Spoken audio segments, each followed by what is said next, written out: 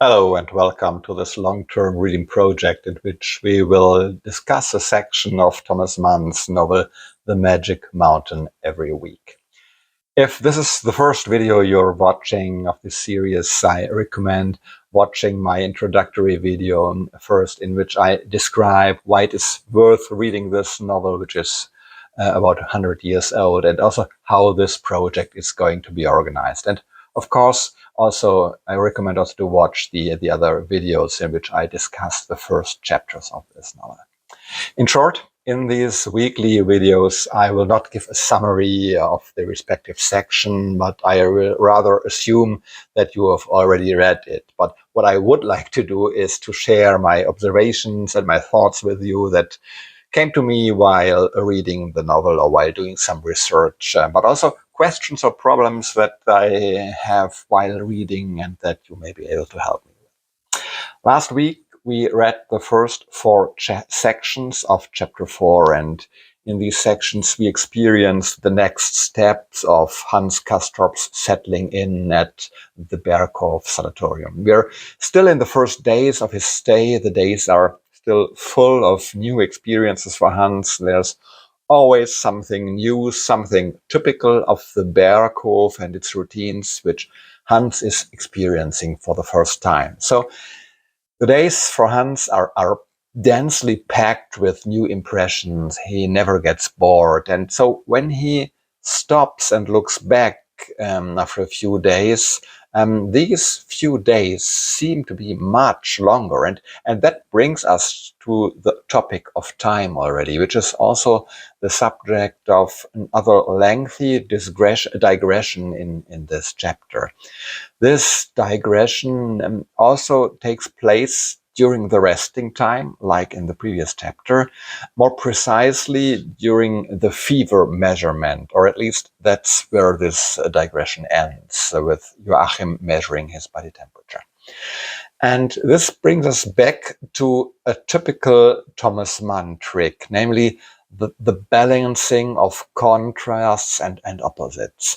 The conversation about the subjectivity and relativity of time as an elementary dimension of our world takes place while another elementary dimension, that is the temperature, is measured in an objective, quantitative way, also involving a precise duration of the measurement of time. So Thomas Mann then even takes the game of contrasting opposites a step further here, because also the measurement of temperature is looked at from two different angles, from two different perspectives. From an internal one, the body temperature, but also an external one. There's also a detailed description of the outside temperature, both in the room and in the surrounding environment of the mountains.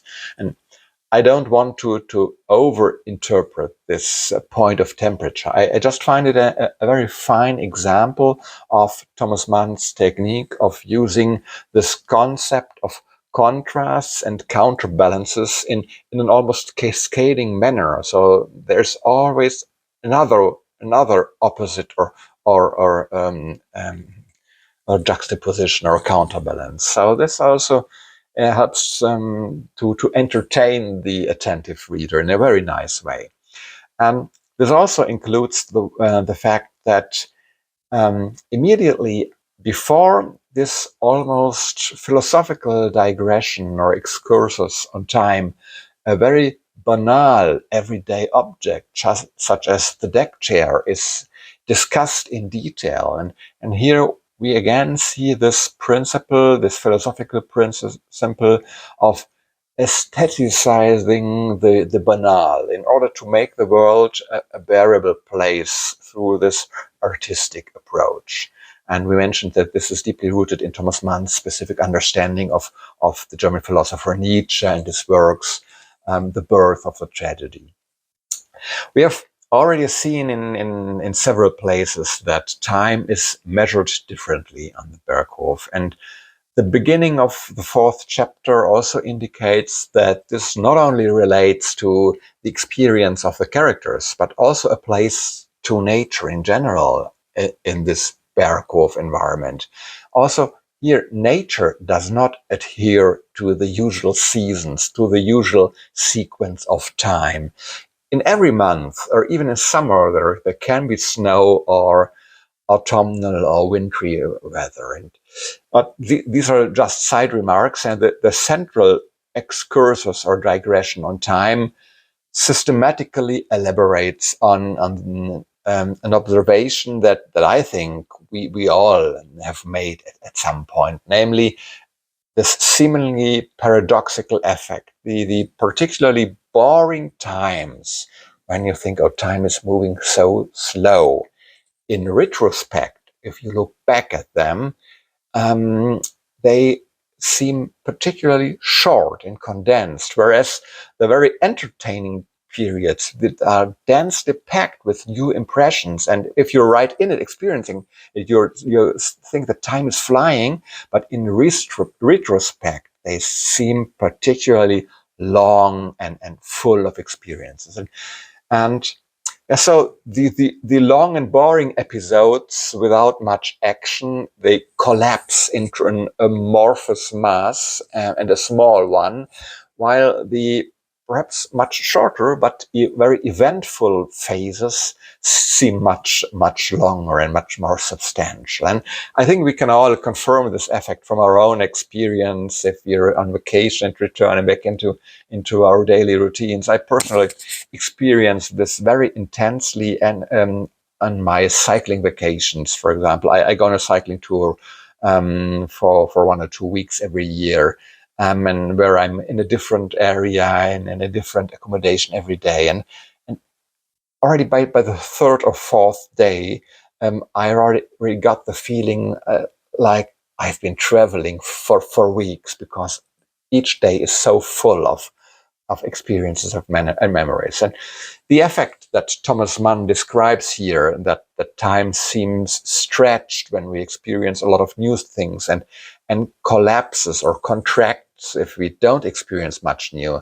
This is interestingly also reflected in the structure of the novel itself. At the beginning of the 4th chapter, we are only on the 5th day, and we have already completed around 150 pages of the novel. And now Hans will stay at the Berghof about 7 years. That is about 500 times longer than these 5 days. And if the narrative tempo remained unchanged, the novel would have 75,000 pages. And of course, it doesn't, precisely because the narrator gradually switches to a fast-forward mode and speeds up the narrative time step by step. So as we are moving on in the novel, it's clear that for Hans, there is no longer so much new and newsworthy information every single day. And so time can be increasingly condensed.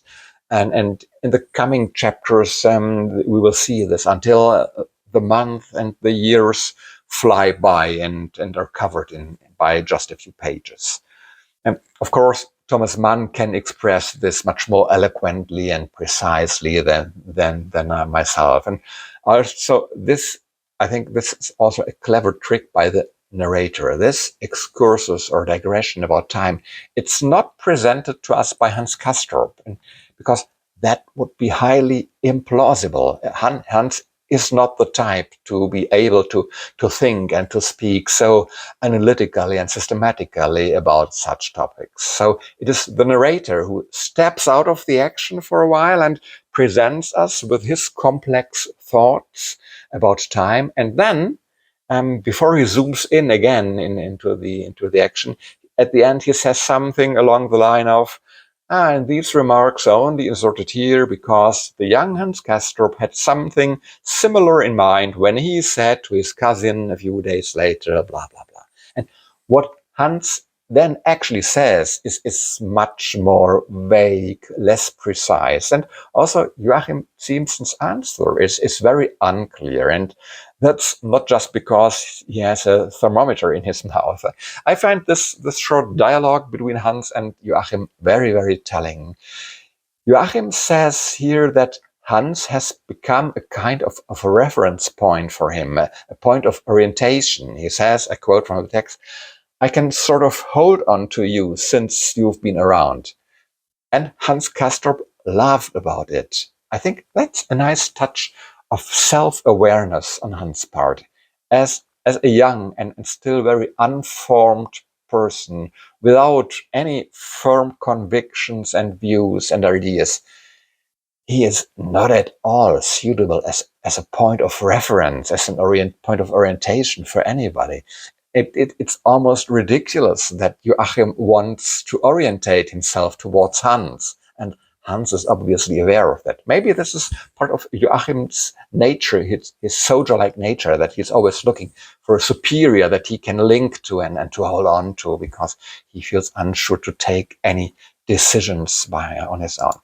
Now, with this excursus about time, I have deviated a little from my usual structure of these videos of first saying something about the characters in the novel, and what new things we have learned about their character. But I think I've got the hang of it again with this piece about self-awareness of Hans and the soldier-like character of Joachim. And so let's take a closer look. What else have we learned about Hans' character here in this part of the novel? At the moment, I think it is still important for Hans to distance himself from the patients at the Berghof by making it clear to himself and also to everyone around him that he doesn't belong. We see this in the section necessary purchase. He buys blankets for the lying cure, but not a fur sack. Otherwise, he would feel, I quote, as if I wanted to make myself at home here and already belong to you in a way. Or in the section about French conversation, where it is described right at the beginning that he had not yet settled in and that he always talks about those up here. In some places, I find Hans almost unbearably superficial and contemptuous.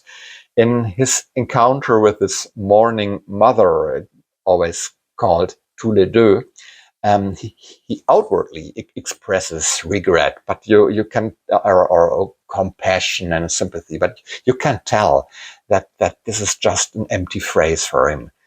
For him, it is much more important how he comes across in this sort of situation, to show that he can cope with such people and that he doesn't make any grammatical mistakes in French. And so I think grammatically his French sentence is correct, but from the emotional and human perspective, it's utterly wrong because it's absolutely hypocritical.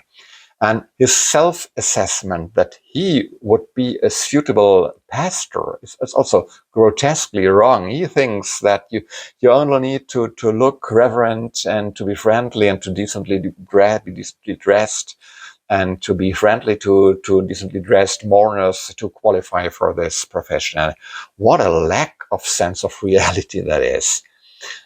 We also see that Hans thinks a lot in stereotypes, in romanticized illusions about illness and death. And he thinks that death goes well with stupidity, while illness, on the other hand, is something that goes well with intelligent people, that it even ennobles people in a way. And he goes so far as to make a fool of himself by trying to imitate the expression on the eyes of the doomed Mr. Reuter, because he thinks it looks so meaningful, and here I find him downright unbearable. Settembrini sees through all this. He clearly sees how half-baked and arbitrary Hans' thoughts on the subject are, and confronts him very sternly, once again taking on his favorite role as an unsolicited educator, teacher, or mentor. And Settembrini sees through the fact that Hans is not speaking out of any firm inner conviction, but that Hans has more or less playfully taken up an arbitrary view, and so Settembrini is downright strict with Hans.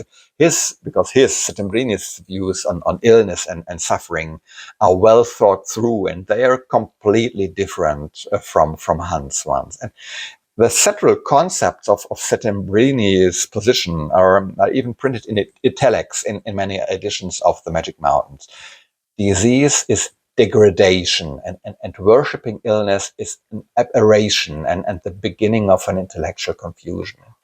Illness does not ennoble the intellectual, but the sick intellectual is a particularly tragic figure because he is blocked in his or her creative power. And to put it even more strongly, I'm paraphrasing here, a human being who is first of all an invalid is all body. Therein lies his inhumanity and his debasement. In most cases, he is a little better than a carcass. We have already discussed in previous videos that the Magic Mountain it marks a turning point in Thomas Mann's personal attitude towards suffering and death. And at this point in the novel, it becomes clear that it is basically about the dispute between two positions. On the one hand, the glorification of illness and death, to the point of romanticizing illness and death, or to even longing for death, for a sort of flirtation with death. And on the other hand, illness and death as a menace, as a threat, as humiliation, something to be fought against. And at this point in the novel, I think we cannot yet be sure which side the narrator or Thomas Mann is on. Let me remind you of the third chapter. Settembrini is presented to us as a thoroughly ambivalent, dubious figure who also has traits of a diabolical seducer. He's even named a Satan explicitly. And these doubts about Settembrini's integrity also reflect on his position that he mentions here. And these doubts on Settembrini's integrity also come to light in Hans' statement. I quote from the text: "I get the impression that it is not simply and solely for the sake of edifying us that he talks. Perhaps that's only a secondary motive." Or a little later, "The important one, I feel sure, for him is the talk itself, the way he makes his words roll out." In slightly different words, these are precisely the criticisms that Thomas Mann had made just a few years earlier in his long essay, Betrachtungen eines Unpolitischen, Reflections of an Unpolitical Man, about the so-called civilization writers, a category of writer that Thomas Mann despised, who, in his opinion, used a lot of fine words, a lot of nice and words, and a lot of shouting, a lot of rhetoric without sufficient intellectual substance to it.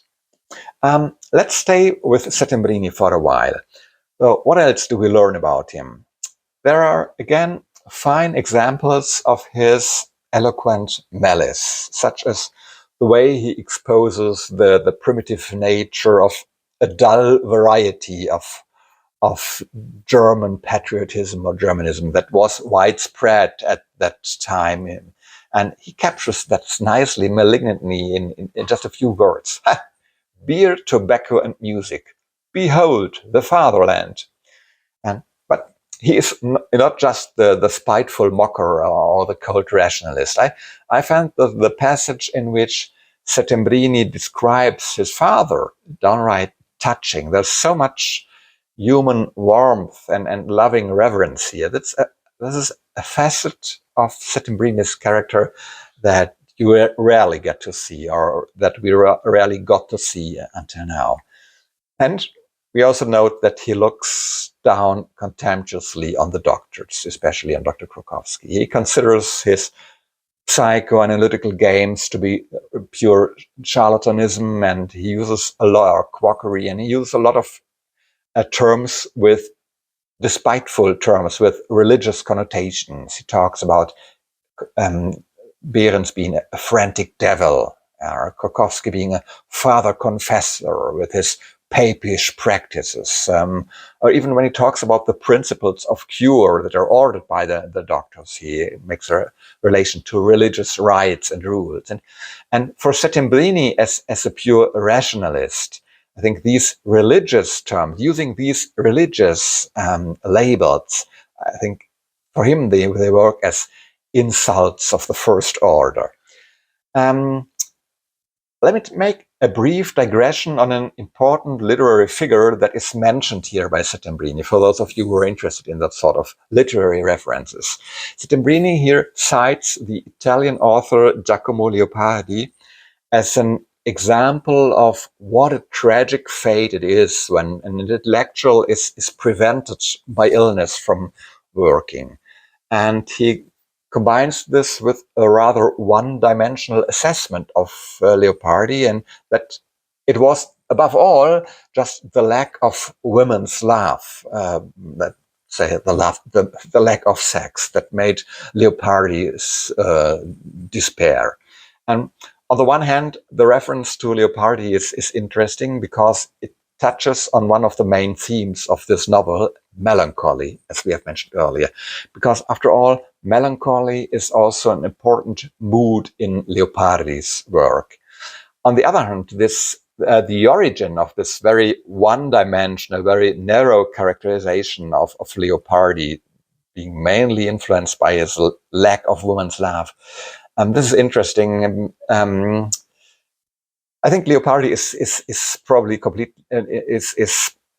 completely unknown outside Italy. In Germany, people still know Leopardi's contemporary Alessandro Manzoni because of his novel The Betrothed. But Leopardi today is virtually unknown here. Although in Italy he is regarded alongside Alessandro Manzoni as an equally important innovator of the Italian literary language. But Leopardi was a little bit known 100 years ago when Thomas Mann wrote his novel, and due to a publication by a German writer Paul Heyse in 1878, and this publication by Paul Heyse is also responsible for this stereotype that the lack of love of a woman is mainly responsible for Leopardi's despair. Paul Heyse was himself a writer, an extremely successful one. He was an author of high-quality novellas. He was a winner of the Nobel Prize for Literature in 1910. He was the first German to win the Nobel Prize for Literature. And he was one of the first German writers to discover Italian authors for the German public and to translate them into German and to try to give them publicity in Germany. And so on the one hand, Paul Heyse made a great contribution to raising the profile of Italian literature in Germany.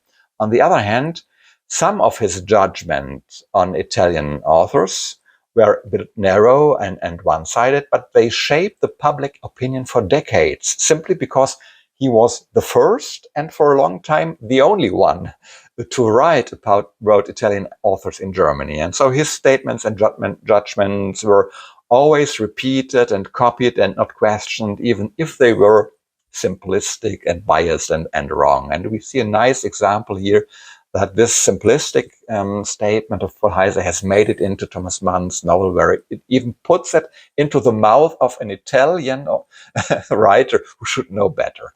However, so if you're interested to learn more about Leopardi, I think for an introduction to his work, I can recommend the English translation of the canti, the songs. They're published, I think, in the Penguin Classic series. But let's get back to Settembrini. Another point that struck me about the relationship between Settembrini and Hans Castorp. I think there's another leitmotiv here, or another frequently recurring pattern. When Hans is overwhelmed by Settembrini's monologues, we have seen this already in the third chapter, and we see it here again. Hans falls into the same pattern of complaining to Settembrini like a child about minor physical ailments. And this was already the case in the third chapter, when he suddenly starts to complain that he doesn't like the taste of his cigar up there in the mountains.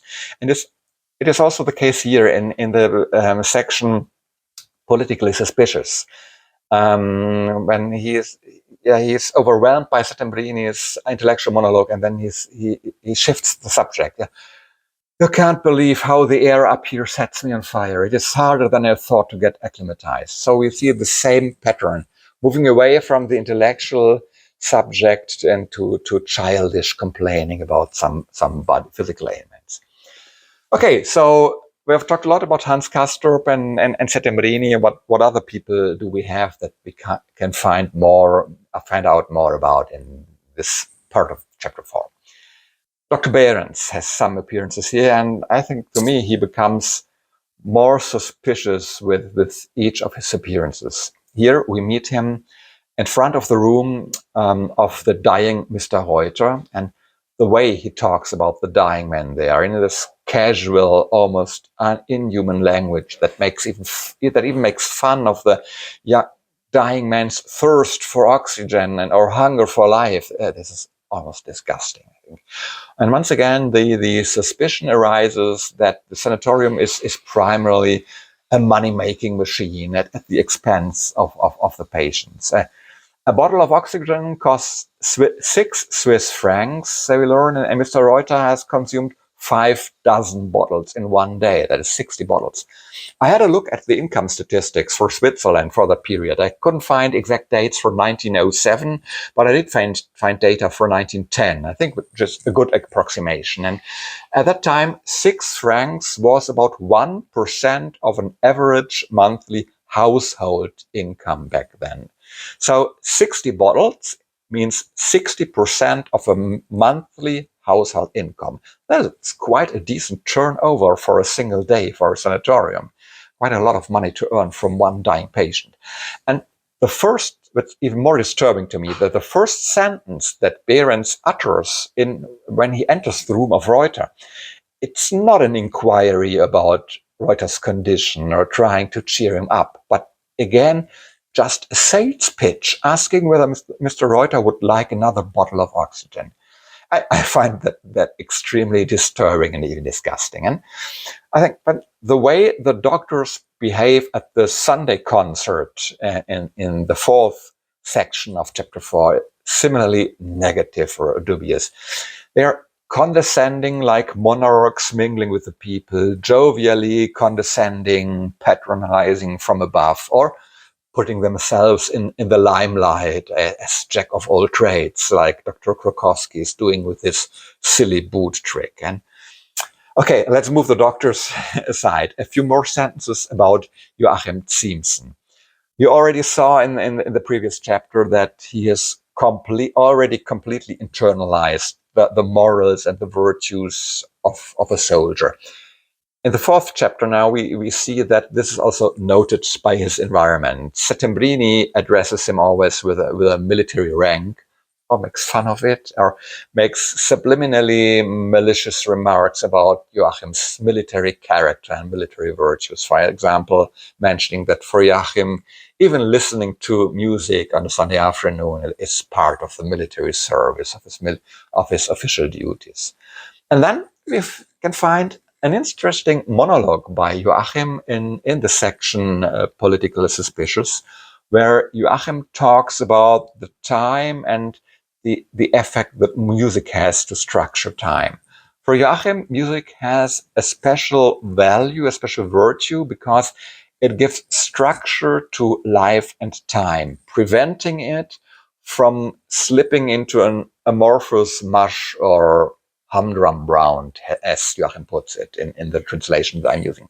For Joachim, structuring or giving structure, therefore, means giving meaning. So structure is equal to meaning. And however, it remains unclear whether for Joachim structuring is an end in itself, or whether there is another higher goal or meaning that structuring contributes to. And when Joachim starts trying to talk about this aspect, he starts to flounder and fall silent. So perhaps this also underlines his soldierly character. So he does not see it as his job to speculate about the higher purpose of the structures and orders.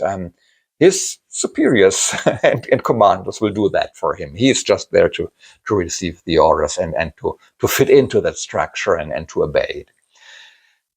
In terms of major themes of the novel, I think that not much new has been added here. Essentially, the themes already touched so far have been deepened and touched in more detail. So we see this topic of subjectivity and relativity of time in the narrator's own monologue and in Joachim Ziemßen's thoughts on the time structuring effect of music. And second subject are the opposing, conflicting positions on illness, suffering, and death. So is it a means of transfiguration, something that ennobles people, or is it something that humiliates people? And in the person of Settembrini, we can also see the contrast between reason and emotion. And I think this will play a more important role in later chapters of the novel as well. About the narrative means and motives, I think on the one hand, we can see some familiar motives and probably even leitmotivs again. So the number 7, for example, in Joachim's statement that a piece of music may have a duration of about 7 minutes. Or the effect of music on Hans, I quote from the text, the music music rendered him torpid, so he sat with his head on one side and his mouth slightly open. In my imagination, this gives him a somewhat stupid look, which suits him well. And this attitude, this effect of moving his head to one side and having the mouth slightly open has been described several times in the novel by now. So I think this is another leitmotif. Another recurring motif for me is here Hans' peculiarity of digressing from intellectual topics in the presence of Settembrini and complaining about physical conditions, physical sensitivities. And then I think I've discovered another sort of medieval motif, and I think it was already noticeable that in the name of this primary nurse, Adriatica von Mühlendonk, the name sounds very medieval, and it is also described that one of her ancestors was abbess of a convent on the Rhine in the 12th or 13th century. And incidentally, Thomas Mann used a real-life model here in the 13th century, in the 12th century. There was actually a lady called Irmintrudis von Mühlendonk, who came from Mühlendonk Castle near Neuss and who was abbess of the Benedictine convent in Dietkirchen near Bonn at the River of Rhine. And a similar medieval reference comes to mind with the second nurse that we meet here in the 4th chapter. It's Sister Bertha, whose real name is Alfreda Schildknecht. And the name Alfreda, as a woman's name already, to a German ear, it sounds extremely medieval. And the surname Schildknecht is the German word for squire, so the shield bearer or the armor bearer of a knight. So it means a profession typical of the Middle Ages. And I'm still not 100% sure what Thomas Mann is trying to achieve with this, but I think that just as the doctors at the Berghof have many religious or mythological attributes, these medieval attributes among the medical staff help to place the Berghof in the realm of legends and myths. And we also see a nice hierarchy here. The medical doctors have attributes of deities, of demigods, half-gods, or even gods, but the medical staff has just reached the state of medieval legends, so not as high as the doctors.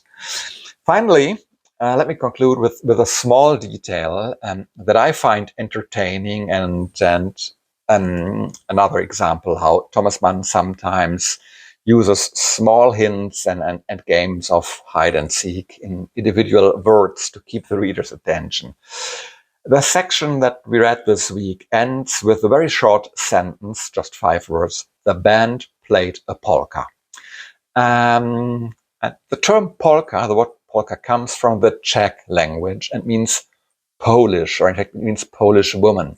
And in other words, it's a word from a Slavic language used to describe a person from another Slavic ethnic or language. And in the very next section, the text, we will see that we have an analogous, how do we pronounce it? Analogous situation at the level of the novel's characters. We will be presented with the fact that a person of Slavic origin reminds Hans Castorp of another person with a Slavic name. And maybe I'm putting too much meaning and reading of tea leaves in the sentence, but I have the impression that we have another typical Thomas Mann game of hide and seek. Yeah, very entertaining one.